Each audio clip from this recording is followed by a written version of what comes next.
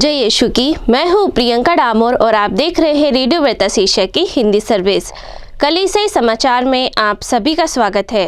कलीसियाई समाचारों में प्रमुख है, पोप ने कार्डिनल जुप्पी को यूक्रेन शांति मिशन सौंपा। फिलिपिनो धर्माध्यक्ष ने जलवायु संकट के खिलाफ कार्रवाई का आह्वान किया। पाकिस्तान में कराची महाधर्म प्रांत पेंटेकोस्ट रविवार को अपनी हीरक जयंती शुरू करेगा।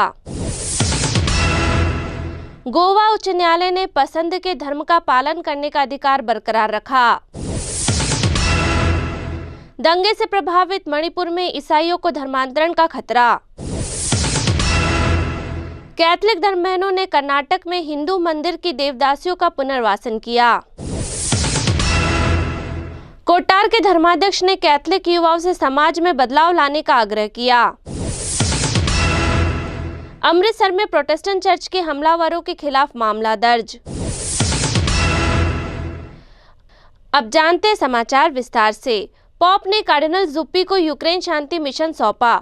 पोप फ्रांसिस ने इतालवी धर्माध्यक्ष सम्मेलन के अध्यक्ष कार्डिनल मेत्ताओ जुप्पी को यूक्रेन संघर्ष तनाव को कम करने में मदद करने के लिए एक मिशन का नेतृत्व करने का कार्य सौंपा।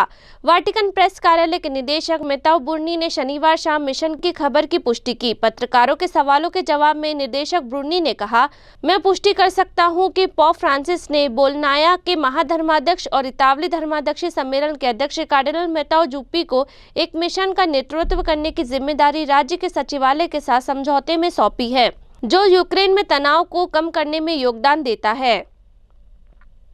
फिलिपिनो धर्माध्यक्ष ने जलवायु संकट के खिलाफ कार्रवाई का आह्वान किया। फिलीपींस के कैथलिक धर्माध्यक्षीय सम्मेलन के अध्यक्ष धर्माध्यक्ष पावलो वर्जिलियो डेविड ने जलवायु संकट के खिलाफ अधिक गंभीर कार्रवाई की अपील की है। उन्होंने एक वीडियो संदेश में कहा, कृपया आइए हम जलवायु आपातकाल की स्थिति को घोषित करने में एक हो। धर्माध्यक्ष ने 21 मई से 28 मई तक वार्षिक लादोतो सी सप्ताह का स्वागत करने का आह्वान किया, जिसका विषय है पृथ्वी के लिए आशा, मानवता के लिए आशा, और उन्होंने जलवायु संकट को दूर करने के लिए तत्काल और सक्रिय उपाय करने के महत्व पर जोर दिया। पाकिस्तान में कराची महाधर्म प्रांत पेंटेकोस्ट रविवार को अपनी हीरक जयंती शुरू करेगा। पाकिस्तान में कराची महाधर्म प्रांत 28 मई को सेंट पैट्रिक कैथेड्रल में अपना साल भर चलने वाला हीरक जयंती समारोह शुरू करेगा। महाधर्माध्यक्ष बेनी मरिया ट्रेवस जयंती समारोह की अध्यक्षता करेंगे। इसके बाद महाधर्म प्रांत की सभी पल्लियों में अन्य कार्यक्रमों की एक साथ शुरुआत होगी। एक वीडियो संदेश में आर्च बिशप ट्रेवस ने पुरोहितों, धर्म बहनों और आम लोगों से धार्मिक उत्साह के साथ कराची महाधर्म प्रांत की हीरक जयंती मनाने के लिए विभिन्न कार्यक्रमों का आयोजन करने का आग्रह किया। गोवा उच्च न्यायालय ने पसंद के धर्म का पालन करने का अधिकार बरकरार रखा। गोवा उच्च न्यायालय ने एक नागरिक के अपने धर्म का पालन करने और उसे मानने के संवैधानिक अधिकार को बरकरार रखते हुए एक ईसाई जोड़े पर अपने धर्म का प्रचार करने के लिए लगाए गए प्रतिबंध को हटा दिया है। बम्बई उच्च न्यायालय की गोवा पीठ का 19 मई का आदेश ऐसे समय आया जब हिंदू राष्ट्रवादी भारतीय जनता पार्टी द्वारा शासित राज्यों में ज्यादातर दक्षिणपंथी समूह से ईसाइयों को शत्रुता का सामना करना पड़ा, जो उन पर धर्मांतरण में शामिल होने का आरोप लगाते हैं। धार्मिक स्वतंत्रता की गारंटी देने वाले संविधान के लेखों का उल्लेख करते हुए अदालत ने कहा, अनुच्छेद सभी व्यक्तियों को अंतरात्मा की स्वतंत्रता के समान अधिकार और धर्म को मानने, पालन करने और प्रचार करने के अधिकार की गारंटी देता है। दंगे से प्रभावित मणिपुर में ईसाइयों को धर्मांतरण का खतरा। संघर्षग्रस्त मणिपुर में ईसाइयों के एक समूह को हिंदू बनने के लिए अपने विश्वास को नहीं छोड़ने के लिए शत्रुता का सामना करना पड़ रहा है, क्योंकि 22 मई को ताजा हिंसा की सूचना मिली थी।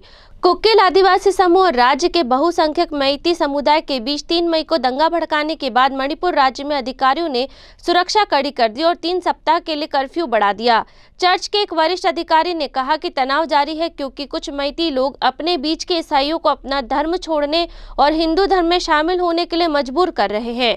मैती समुदाय राज्य के 32 लाख लोगों में से 53% है और ज्यादातर हिंदू है, लेकिन उनमें से एक छोटा अल्पसंख्यक ईसाई है, ज्यादातर प्रोटेस्टेंट हैं। कैथलिक धर्म बहनों ने कर्नाटक में हिंदू मंदिर की देवदासियों का पुनर्वासन किया।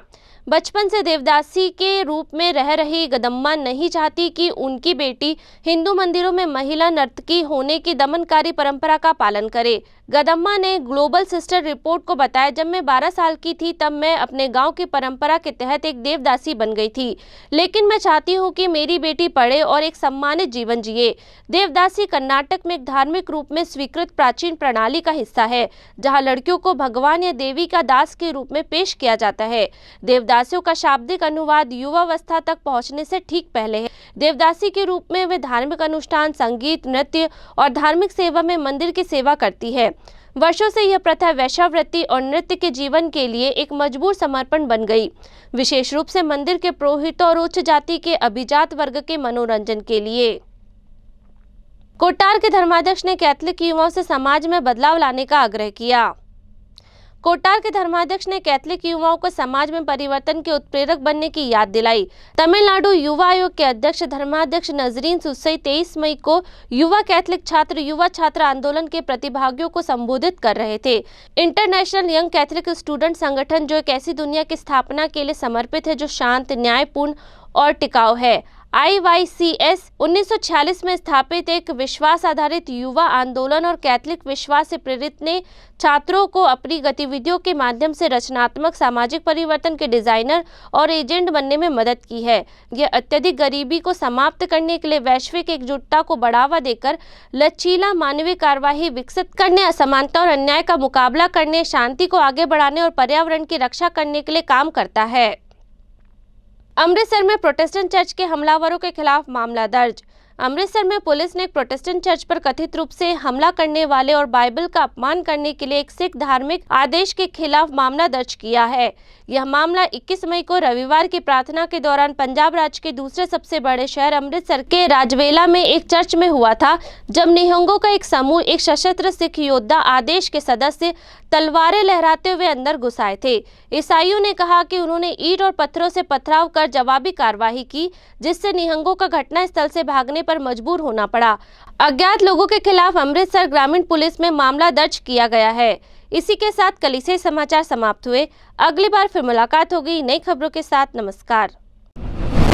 रेडियो वेरितास एशिया आपके लिए लेकर आए हैं RVA mobile app. RVA mobile app पर हमारे विभिन्न प्रकार के कार्यक्रमों का लाभ लें, हमसे जुड़े और एशियाई ईसाईयत की आवाज का हिस्सा बने। आज ही ऐप स्टोर एवं प्ले स्टोर से RVA मोबाइल ऐप डाउनलोड करें।